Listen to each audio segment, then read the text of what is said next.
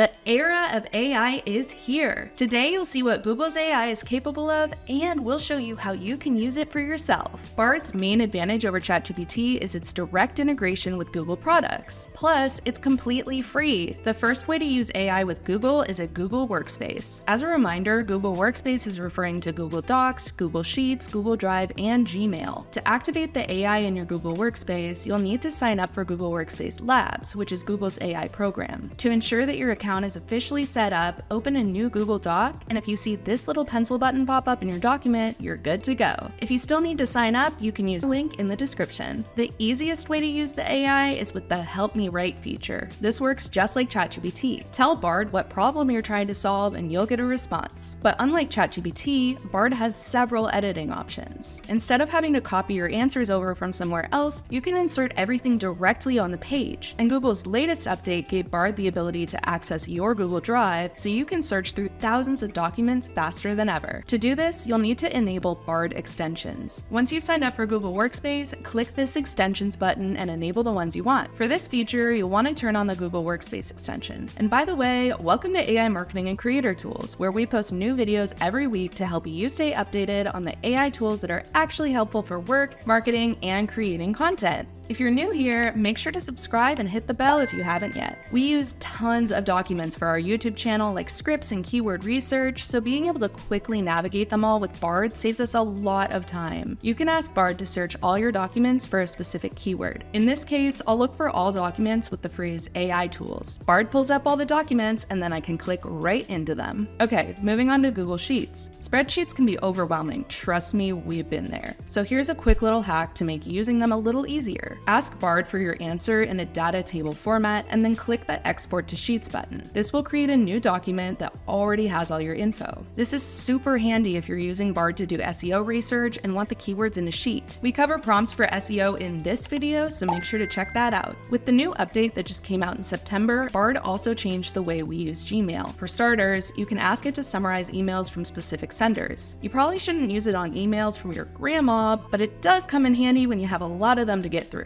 And if you want help responding to emails, start working on your draft. Write a few instructions for the style of response you want and click Reply. Bard will write the email for you in seconds. And if you use Gmail, you might have noticed it's been auto-predicting email copy for years. And because Google is trying to incorporate AI into all of its products and platforms, it shouldn't come as a surprise that Bard is also integrated with YouTube. Tell Bard about a problem you're having and it'll give you a list of videos that can help you solve it. Plus, the videos automatically saved to my YouTube account's watch history, so I can go back and watch it whenever. You can technically do the same thing with a regular Google search, but when you run the search in Bard, you can have more of a conversation about the topic you're researching. So for example, I wanted to research how to use ChatGPT for blogging. I ran the search in Google and Bard, and they both gave the same videos as part of their results, but with Bard, I was also able to have a conversation that gave me additional tips. So this integration is really helpful if you're already using Bard, but a Google search will be just fine for finding the actual videos. I will say, I was hoping Bard would have more YouTube features, and hopefully it will in the future. Also, ChatGPT's version of extensions are known as plugins, which can give complete video summaries and video transcripts, but Bard can't do either of those tasks. So basically, Bard makes it easy to find videos, while ChatGPT helps you understand them or make them easier to repurpose for your own content. If you pay for ChatGPT Plus, watch our video about the top plugins for marketing, where we show you how to use ChatGPT to get the most out of YouTube. At the end of the day, we like both platforms, they're just different. We actually put them head to head in this video, which is also linked in the description. I tried to ask Bard to write a blog about one of the videos, and Nick gave me a blog alright, but it had nothing to do with the video. Also, as a fun experiment, ask Bard to write a comment for this video and show us what it came up with. In the day and age of media, everyone questions whether the information they're reading is actually true. Unless you're my grandma. She believes everything she reads on the internet. Unfortunately, AI has yet to help with that problem. You'd think because it's AI that it naturally knows everything, but its answers can be completely fictional. They actually use the term hallucinations to describe describe AI-generated falsehoods.